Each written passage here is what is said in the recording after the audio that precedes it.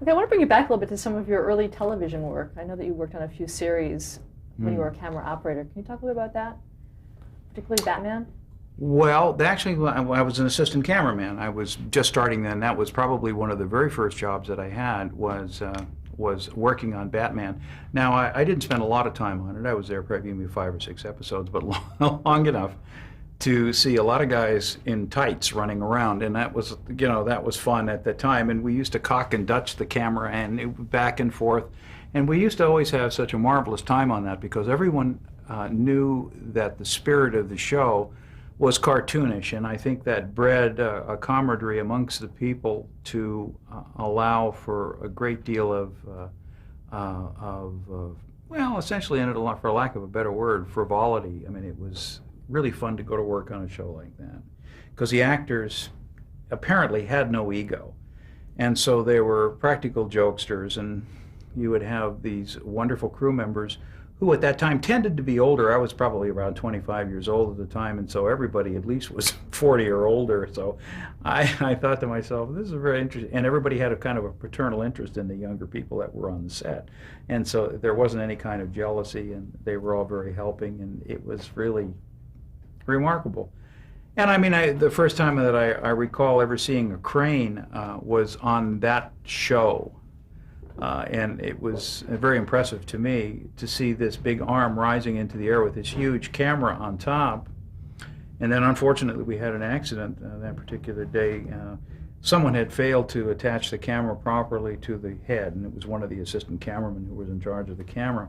So when the camera was tilted down to get the lower shot, the camera slid right off and then buried itself into the hot cement below, and it completely blew that camera apart. And I looked at that and I went, oh my God, I'm so glad that wasn't me. That wasn't me that did it, and certainly I'm glad it wasn't me standing underneath that thing.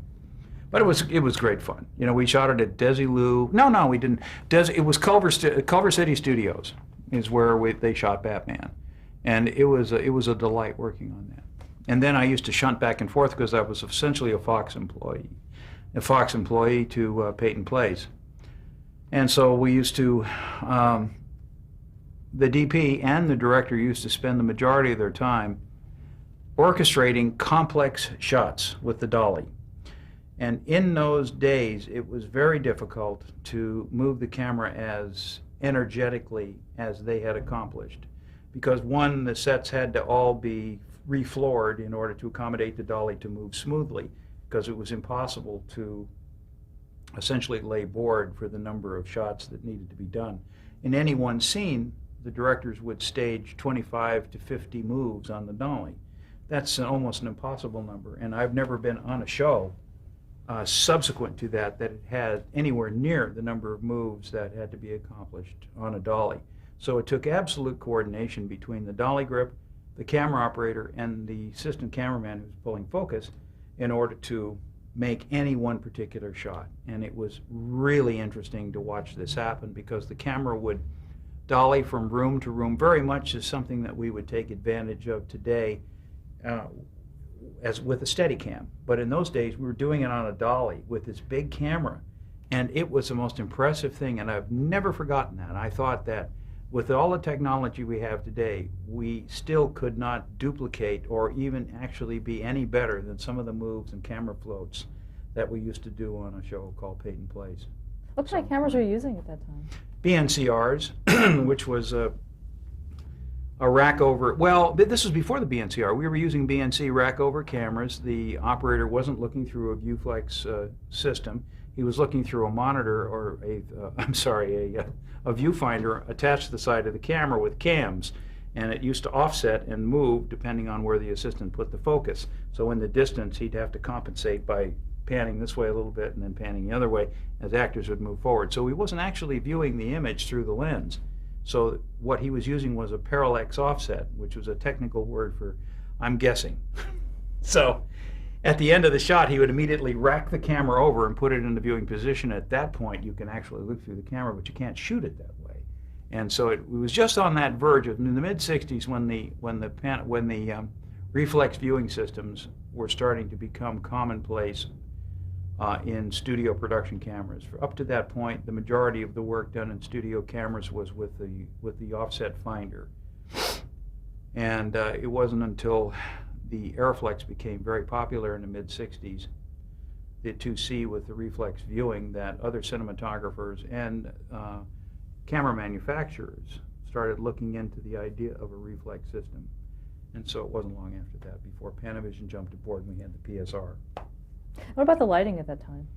Hot and intensive. In the early days, and I'm referring to the early days for me, which was in the mid-60s, the ASA film was 40 to 75 ASA in that range. And in order to have the adequate f-stop, which meant depth of field, so one actor standing in the foreground and another actor relatively in the distance would be in sharp focus without having to shift the focus.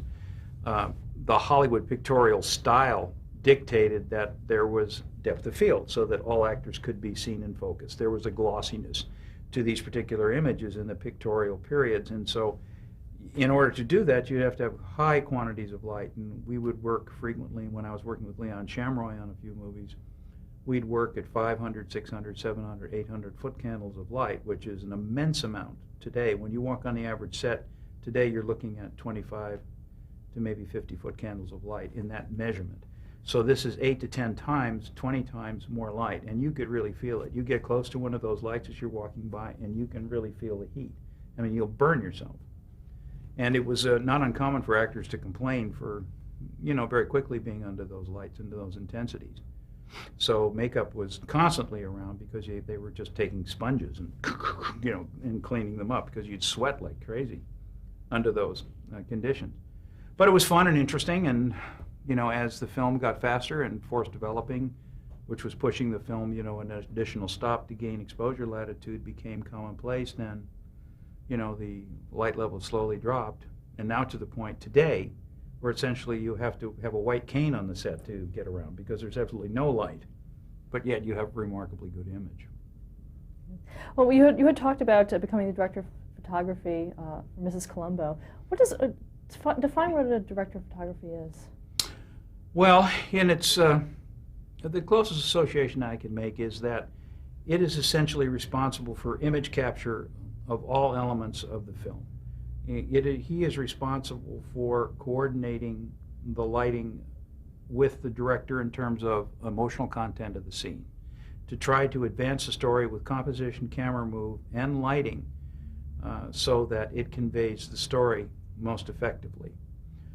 We essentially collaborate with the production designer for colors, textures, the costuming department for essentially materials and costuming and colors to see that nothing essentially clashes with the style that we might particularly use. But the most important synergy for our job is the director. We essentially are the two that are primarily charged with the making of the movie on the physical level. So it is imperative that the cinematographer know as much about the director as they possibly can.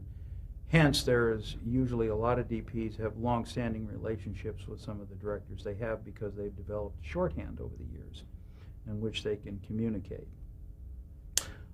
Certainly, some cinematographers have strong suits, and some are stronger in comedy, some are stronger in period, some are stronger in science fiction. But I think the well-rounded cinematographer has the ability, or in theory has the ability, to do all of the genres, but reality being that some will excel and some won't, depending on what's chosen. So I think today there's more of, amongst directors, I think they choose more according to the genre of the film that they're shooting and relying on the strength of the cinematographer who they feel is going to convey the images that they conceive as effectively as they can. How do you work with a director on that? Well, you start by, when you first meet, after you've read the script a couple of times, you start having meetings with the director, essentially one-on-one, where you talk about a particular scene and a particular style that you might like, and then you have an idea of what you might like to do. The director sometimes has, and frequently does, have an idea of what it is that he would like it to look like. And you will share and find a commonality by both going to see films together, others that are representative of what we're going to do, We can either do it on DVD with a quality monitor, or we can, go see in the projection room some films, or we can go by memory. And another important aid is photographic books, where you, for example, have Edward Hopper, sitting in front of you, and we're going to have a Hopper-esque kind of movie. So essentially, the art director and production designer is on board with this and has seen this, and he's kind of going with this Edward Hopper idea. So you want to go with an overall top light, and it's warm, and have this kind of sense of lonely people that are separated in the frame from one another, so that there's no physical connection between humanity. So there's one person sitting at the end of the counter, another person sitting at the end of the counter, and neither one looks at each other. They may talk to one another, but they don't look at each other. And essentially you're framing it in a sense where there's great distance between, and that is the idea viscerally of the scene, is that although you are in the same boat together, you are not, because you are two separate individuals, and you are separated by this distance, and you have completely two different philosophies. Now, in terms of working with a director, are there often times where you don't agree on that kind of a tone? Yeah, sure. Yeah, and ultimately what you do is, well, you have a choice. You can say, well, maybe this shouldn't work out, and maybe I shouldn't do the movie. You can do that, but that's often not the case. And I think rarely do you. Well, you have to understand the job of the DP is to serve the vision of the director. I mean, ultimately, in its final form, that's what it is. So if you're not willing to make that adjustment to what this guy would like to do, then you shouldn't be doing the movie. You should either quit or just say to yourself, no, this is what he wants, this is what we're going to give him. So that's what you do. You ultimately settle, say, okay, this is what we're going to do, and you don't look back. Well, when we left off, you were working on Mrs. Columbo in terms of being a director of photography. Talk about your transition as you went through different programs at that time. Well, I went from there to television movies, basically, and I didn't do any more episodic television. I wound up doing some miniseries that I thought were very, for me at the time, and also for television at the time, were very risky. I always got an opportunity, at least, to get a reputation as being a rather daring and chancy director of photography. In what way? Well, because I was using much less light than anyone else did, and I wasn't flat lighting people, and it didn't look as though we were doing a game show. Everything that I was shooting, even in that period, had a lot of texture. There was a lot of shadow to the detail. I was forced developing the film, which was essentially something that just hadn't been done a lot in television. What exactly is that? Well, it's allowing the negative to sit in the developer longer than it normally would, and what that does is essentially makes the film faster being that it can capture detail in lower light levels. But the downside of it is that you have what's called nowadays electronic noise, but it's really called grain in film, which is kind of like this rainy quality that goes through the image.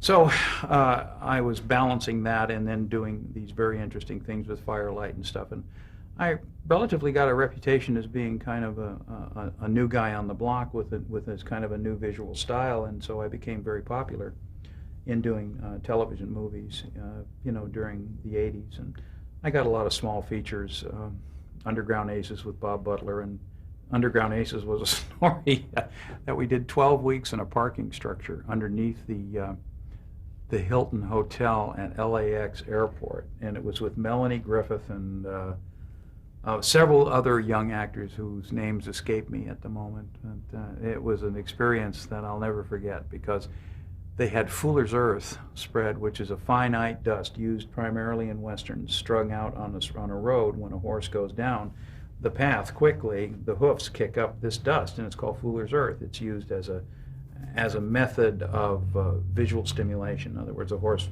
has this cloud around him. In backlight, it looks really wonderful. We had Fuller's Earth spread around down below on these 3 levels, and these automobiles that we were doing a picture about, which is underground parking structures, and the kids that drive them, the valets. Love story versus car racing. We were choking on dust for 12 weeks, and I'm surprised I'm still here today, as a result of that, because I don't know what the results of it were, but everybody's wearing masks down below, and it was quite an event, and loud. Ceilings were cement, as it would be in a parking structure, constantly, and anybody that had an engine and those exhausts were uncapped. There was no muffler, so you'd have this rumble, continuously echoing through, and it was bedlam. But it was my first movie, so I got a chance to do it. How were you able to accommodate probably the low ceiling heights and things like that? And I did it expensively, I should say. I wound up putting in those little coffers. It looked like an egg crate ceiling, and that had been turned upside down. And I could hide individual lights inside of these coffers. Now, there must have been 10,000 coffers, 20,000 coffers. I only picked maybe 1,000 and strung lights into it. But it took several months to rig this thing. It took at least 8 weeks, I think, to rig the set so that there was some illumination down there, because it was dark as a well in that area. But we got it done that way. And we used the headlights of the car, and we used other techniques that were in vogue, in the early 80s. And where do you think your visual style came from, that dark look? Well, it isn't really the dark look, and I think that's more of a misnomer, is that my style. My style is essentially, if one were to look at my reel, they would see a variety of shows, from Look Who's Talking, which is a very glossy, slick, evenly lit comedy where the set kind of dominates the actors, to the Schwarzenegger movies, that I've done, Running Man and stuff like that, which is high contrast, xenon lighting, not too dissimilar from Blade Runner. But that palette was essentially borrowed from Jordan Cronenweth, who I used to work with, who shot Blade Runner. So, I have all this inventory of images that stick in my mind, and so I pick a style that is appropriate for the genre that I'm shooting. So, I have recently gotten this, moniker, I guess, attached to me, that I do these deep, dramatic shows, and that necessarily isn't true. That's what I'm hired to do currently, but that isn't necessarily what I do. If the show is about diamond smuggling, and we're shooting in Tiffany's all day long, it's going to be very glossy and very cool looking inside there. It's not going to be dark and brooding. It's going to be all of that. It will be dark and brooding if they're in a taxi cab at night being chased by the cops, but it won't be there. So you have to shift your style according to what you have, and the theme of West Wing essentially was to show the shadow side of government. My choice of doing stylistic choices in West Wing was basically in the philosophy that the government doesn't always tell you the truth, and so the darkness of it was the hiding in the shadows. Frequently you see an actor that is sitting in shadow, and he'll step forward into the light, and only at that moment is he telling you something that may or may not be the truth, but then he falls back into the shadow. So there is always this question whether or not what you're seeing is in reality what you should be seeing. And then I'll change the style within that, where there is a presidential acceptance speech, which is bright and glossy and trendy because he is doing the very best he can at that particular time, but then all of a sudden he falls into this shadow world at the end of the day, when his chief of staff comes to him and says that, the polls aren't working and this is what we need to do, even though it's not true. So I think you want to guide your imagery based upon what the script is telling you. Let's go back a little bit before we really talk about West Wing. Simon and Simon, you did the pilot for that. Yeah, we did. Oh, yeah. We did Simon and Simon twice. The first time, we went to the Everglades in Florida. And there's a humorous story attached to this. And I can't remember that. I think it was a flamingo. That's what it was. One day we were waiting for sunset because there was going to be a transition scene between a day scene and a night gunfight. It was going to be done in real time, but the trick was to let the audience know that that we were at sunset, and then the next cut after this particular shot was night. And I was going to use additional light of sun that would fade out into this hut, and it would become night.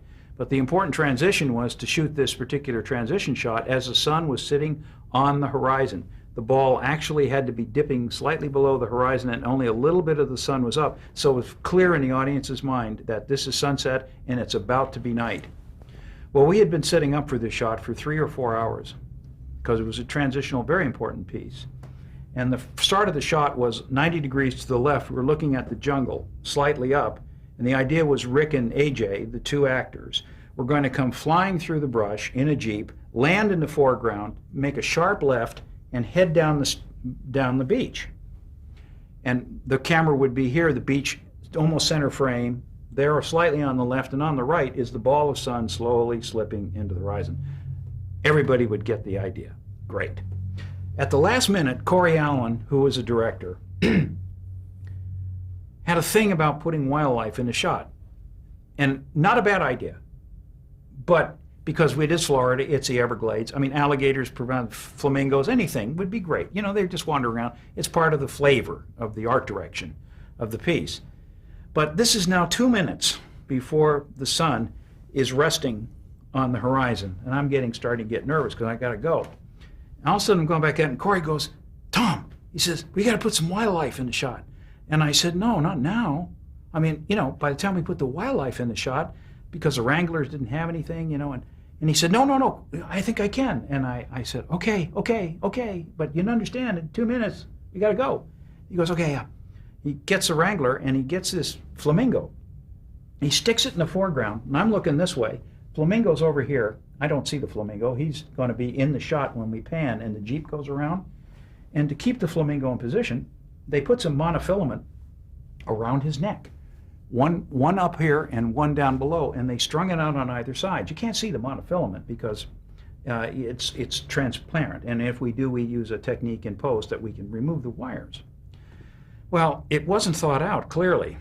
So what happened was, on action, here comes the Jeep. As soon as they start the engine of that Jeep, this flamingo started going nuts.